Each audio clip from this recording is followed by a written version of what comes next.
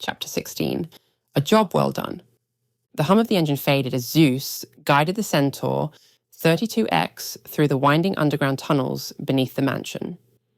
The dim, flickering lights cast long shadows across the damp stone walls, creating an eerie calm in the wake of the chaos he'd left behind. He slowed to a stop outside the concealed entrance to the Spartan base. With a quiet hiss and seamless motion, the sleek armor of Zeus deconstructed and flowed back into the nanolinker embedded beneath his skin. In a matter of seconds, the god of justice was gone, and Nick Adams stood in his place, sweat dampened, drained, but triumphant. He turned to the Centaur 32X, now resting silently, like a warhorse after battle. Its frame gleamed with traces of moonlight that had followed him in. It had performed flawlessly, but Nick's eyes, ever analytical, saw potential beyond what already was. "Apollo," he said, stepping closer to the bike. "Can this thing be modified? Like, really pushed further?" "Certainly, sir," came Apollo's calm, ever-reliable voice. The Centaur 32X features a modular design, allowing for custom components and performance upgrades. May I ask what you have in mind? Nick tilted his head, considering. "Not entirely sure yet," he admitted. "But while I'm not out there fighting as Zeus every day, I'd like to start refining the bike. Add some personal touches. Next time I ride it into the field, I'll take mental notes, see what can be improved." "Understood, sir," Apollo replied. "Once you've identified key areas, I can assist in assembling a list of suggested modifications and run simulations to test their feasibility." Nick smiled slightly, the weariness of the night beginning to ebb. There was something grounding in the idea of tinkering, of taking control in a world so often defined by chaos. The Centaur 32X wasn't just a machine. It was a symbol of progress, a partner in battle, and now a new project. His fingers brushed along the edge of the bike's chassis, still warm from the ride. "Let's make it even better," he murmured to himself, eyes filled with quiet determination. Soon after returning to the base, Nick's phone buzzed. The screen displayed a message from an untraceable contact. No number, no ID. His fingers hovered over the screen as a flicker of apprehension tightened in his chest. For a moment, he hesitated. It could be a virus, a trap, anything. But as his eyes scanned the text, he exhaled in relief, immediately recognizing the sender. "Nick, go to the communication terminal once you make it back to base. I wish to speak to you without being traced." "Captain Rhodes?" Before he could even react, the message vanished, automatically deleted without a trace. Knowing the seriousness Gina reserved for encrypted channels, Nick didn't waste a second. He turned and made his way to the secure communications room. Inside, the low hum of the systems welcomed him, and he settled into the chair before the console. With a few keystrokes, the terminal came to life. Within seconds, an incoming call from Captain Gina Rhodes appeared on the screen. He accepted it. Gina's image flickered into view. The background behind her suggested she was aboard a military transport aircraft, the interior dimly lit, with the muted drone of engines in the background. Barry was visible behind her, meticulously checking crates of gear, while Paul could be seen speaking with the pilot, likely coordinating their next move. "Captain," Nick said, nodding. He had a good idea why she was calling. Let me guess. This isn't a social call. Gina's face was stony, her jaw set with that particular firmness she used when someone was about to get a stern talking to. You guessed right, she said coolly. I checked the evening news a little while ago. Take a look at this. She shared her screen, displaying a news article with bold headlines: Masked Vigilante Battles Adonis Enhanced Criminal in West London Park. Grainy but unmistakable footage showed Zeus squaring off against Ben Reading, surrounded by panicked civilians and camera phones. The clip paused on an image of Zeus standing firm, weapon drawn, while Ben charged out of the pond. Do you know anything about this? She asked pointedly, her gaze sharpening. Nick sighed, bracing himself. Yes, that was me. The guy, Ben Reading, was enhanced with Adonis. He stabbed a civilian and was threatening more. I couldn't just watch. You shouldn't have acted alone, Gina snapped, her tone dropping into something harsher, more parental than professional. This isn't like those schoolyard brawls where you deck bullies for nicking someone's lunch. Reading isn't a thug. He's a weaponized threat, and you engaged him without backup. As Nick sat before the dimly lit terminal, a conflicted wave washed over him. Gina's words echoed in his mind. She was right to be concerned, yet the adrenaline of the moment had made him feel justified. He had acted out of instinct and conviction, and for all the recklessness, he had saved lives.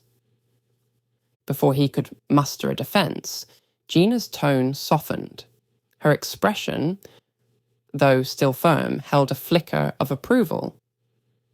However, she admitted, I'm quite impressed with how you managed to bring Ben down without fatalities, leading him away from the civilians before things escalated. That was smart. You kept your head when it mattered, but you still need more training if you plan to keep working alongside me. Nick's brow furrowed, his thoughts turning inward, towards the darker impulses he had felt during the confrontation. I wanted to kill him, he confessed, the anger still simmering beneath his words. For what he did to that doctor, his wife, and that little girl. I could feel it boiling in me. He paused, his voice low. But I also knew Adonis had twisted him. He wasn't thinking straight. Still, if anyone deserved justice, it was them. Gina nodded slowly, understanding the weight behind his words. But you didn't kill him, she said quietly. And that says a lot. You recognize something most people overlook, that sometimes even the worst offenders are broken more than they are evil. And broken people don't always need vengeance, they need accountability and help. Nick gave a faint nod, but the doubt still lingered.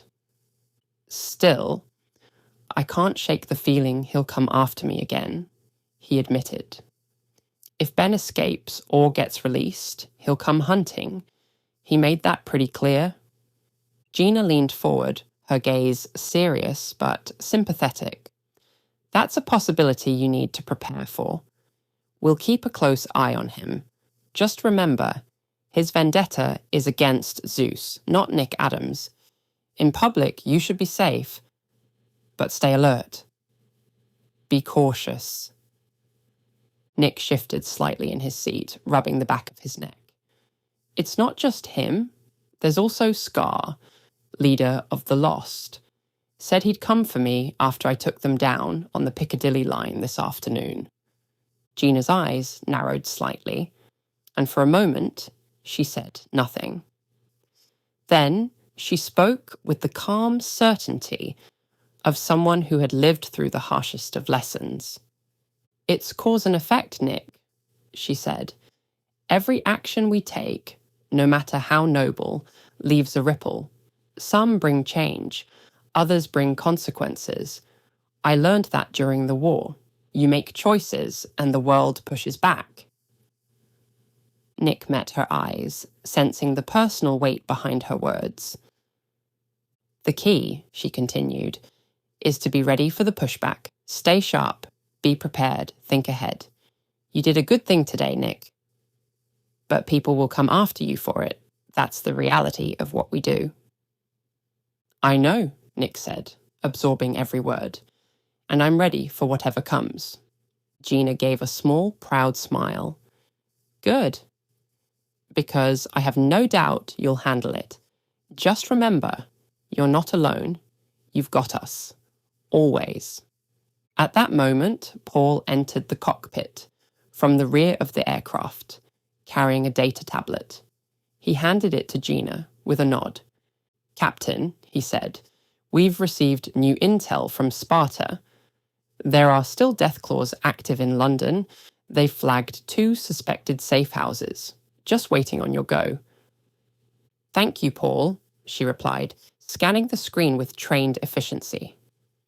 After a moment, she turned sharply to address her squad.